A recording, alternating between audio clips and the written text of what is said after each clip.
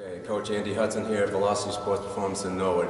Today we're going to show you some drills that we use with some of our baseball players that help them specifically with stealing a base.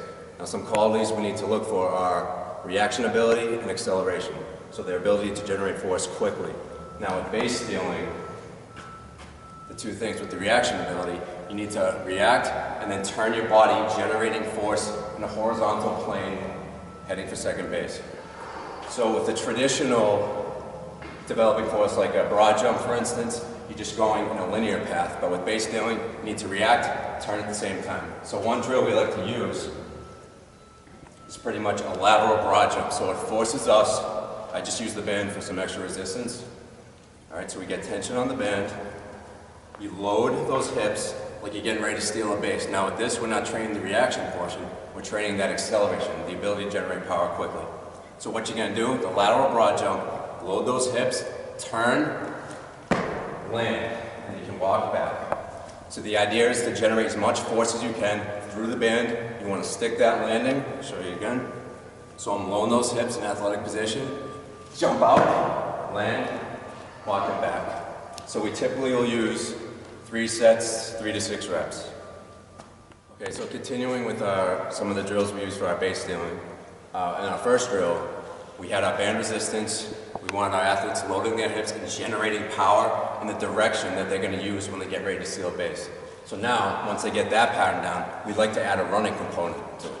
So we also had a medicine ball with it. They're going to load their hips just like they're getting ready to steal a base. All right?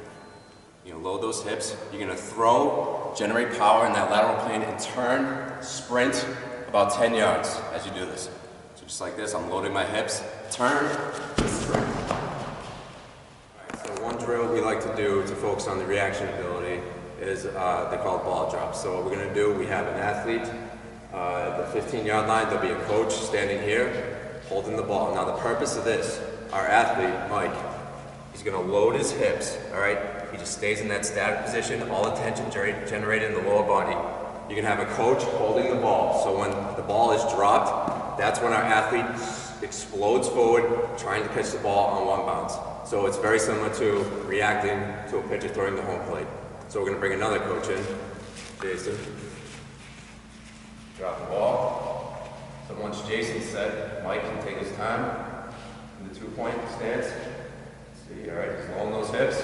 Once he's ready, he'll look up at the tennis ball, try to get it on one bounce. Now for that, coach should probably move in about 1 yard, so we want our athletes trying to catch that ball on that one bounce. We'll typically do 3 to 4 reps on each leg.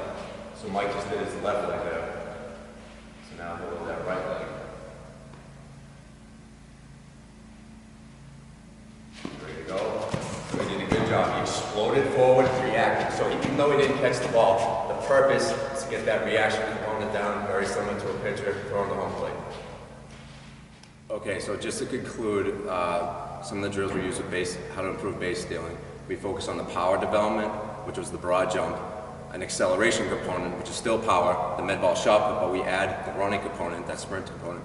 The third, the ball drop, which is the reaction, very similar to what an athlete's going to have to do when the pitcher throws the home plate.